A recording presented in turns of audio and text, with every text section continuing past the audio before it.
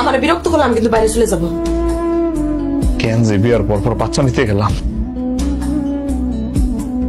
তুই যে সুন্দর, আশেপাশে 10 গ্রামকে পুরো জেলার মধ্যে ওর মতো সুন্দর মাইয়া নাই।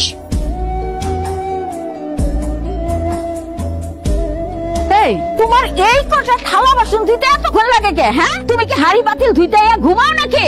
এই হাড়ি পাতিল ধোয়া হইলে ধরো এই কাপড় কয়টা কাইচা দিবা, আর এই কাপড় কাচা হইলে বড়ি কাইটা ভাত বসাইবা। আচ্ছা, যদি আমার পোলাই দেহে ভাত হয় নাই, তাইলে তোমার অবস্থা শেষ। আমি কি কোনো মানুষ নাকি মেশিন? কোনটা মনে করতেছেন আপনি?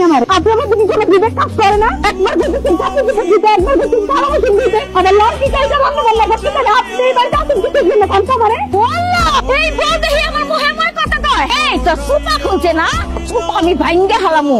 আমার পোলারে কইয়া লই, যা যা কাম করছি তারে সব এখন করবি তাড়াতাড়ি। আমি কোনো কাজই করতে পারবো না। আপনি যদি কোনো কাজ নাই করতে পারেন, আপনার পোলারে কোন একটা কাজের লোক রাইখা তারপর কোনো কাজ করে। জমিদারের বেটি করতে পারবো না। এই তোর বাপে তো বিয়ার সময় একটা হাড়ি পাতিলও দিতে পারে নাই, কই একটা কাজের লোক নিয়ে আইতে পারলি না?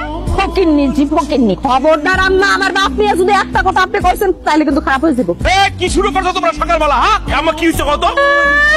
কাঁদতেছো কেন? কি হইছে কইবা তো? আমি খালি ফোনে কইছি তাড়াতাড়ি রান্না বসাও, আমার বুকে যাইছে তাই কইছে। যদি একটু দেরি করে আইছি তাহলে মনে হয় আমারে মারত। যদি একটা মিথ্যা কথা কইছেন আল্লাহর গজব পড়বে আপনার উপর।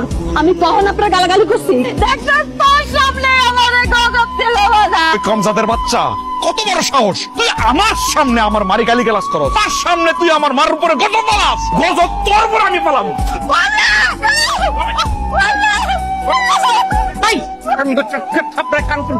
বৌমার্গে হাত তুলতাছিস কেন?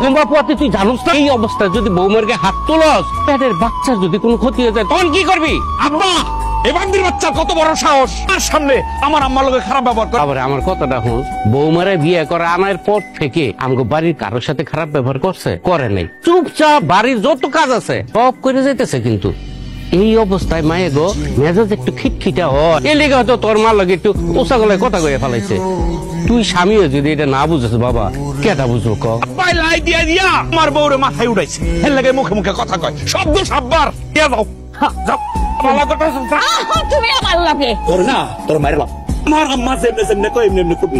যদি পারস তাহলে এই বাড়িতে থাকবি, তাহলে ঠুয়া দাবাড়িতে বাড়ি করে 3 বেলা গিলতে পারে গাছের বাড়ি টান টান। আমরা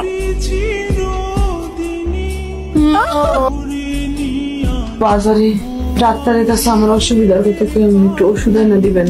ওষুধ খাইলে হয়তো ঠিক হয়ে